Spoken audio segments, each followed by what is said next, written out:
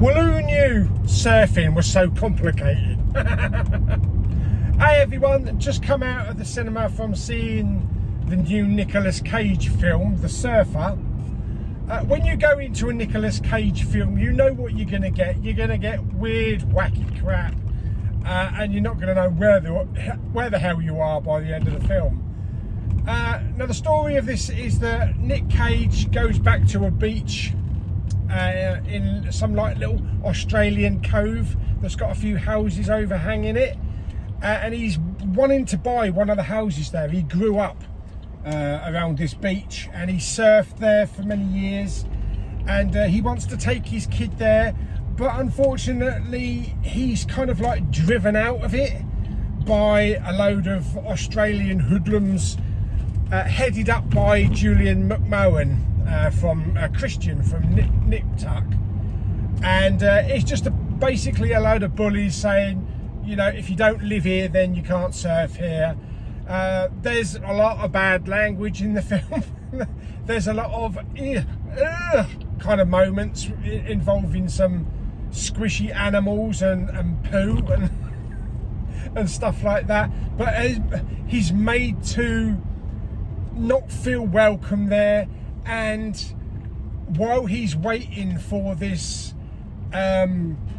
this phone call from his realtor, you know, his estate agent or the financial part of the bank, then he just stays there. But things happen, things go missing, his car gets tampered with. The police are pretty useless when he tries to call the police and get them there to arrest these, you know, these surfers on the beach.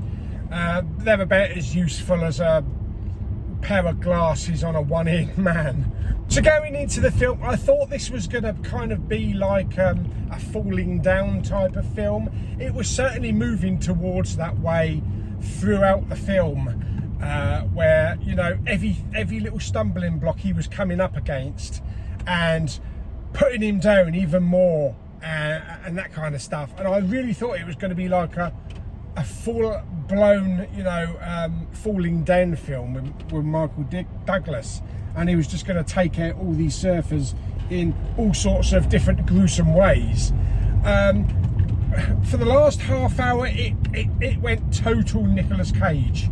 It went weird, retro, it went spaced out, and you might be all right and you might get it if you're high on hallucinogenic drugs and that kind of thing. Yeah, so the last half hour of the film is kind of like nothing like the rest of the film, but it is in relating to what happened to Nick Cage's dad when he took him there surfing when he was a boy, and it's kind of like, it has kind of like little flashbacks of memories and things like that. It's just not what I expected the end of the film, or what the film was going to be building up to actually be in the end.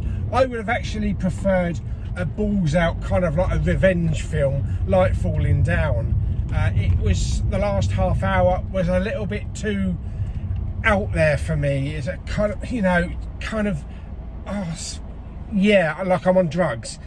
It was also a little bit uncomfortable watching certain scenes in the films with the Australians, who, you know, these Australian bullies and things that they were doing, and the pain that Nick Cage's character was going through, and it's just like, it was kind of like penting up in me, hoping that, come on, just kill the lot of them.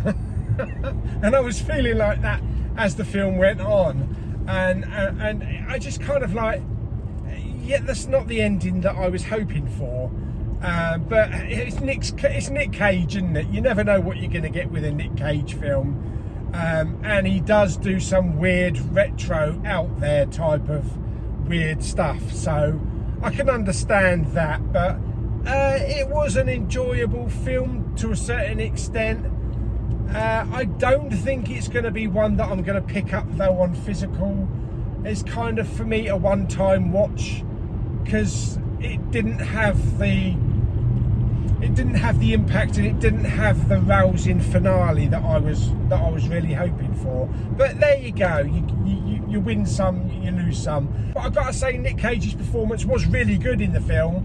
So was Julian McMahon as well, and it's just the rest of his gang that were on the beach, the Australian surfers. They were really annoying at times and vile, and just, you know, like asking for a smacking. But there you go, that is The Surfer. I'm gonna rate this one 6.5 out of 10. While it did keep me entertained, me with the other three people in the cinema, it did keep me entertained, wondering what was going to go on, wondering what was happening with his character, and how he was going to manage to go surfing where they wouldn't let him, and, you know, is he going to be able to buy this house that he's dreamt of buying for, you know, all of his life. Yeah, it just didn't give me the full satisfaction. So there we go. So that is The Surfer with Nick Cage. So hope you enjoyed the video. If you did, like it by giving it some thumbs up. I can only do it with one because my other hand's on the steering wheel and I'm looking at the road. Yeah, so I'm actually out late today. Yeah, 10 to 6. I'm usually home by now. So unfortunately there was a late showing. But I hope you enjoyed the video, and I'll see you on the next one very soon. Bye bye.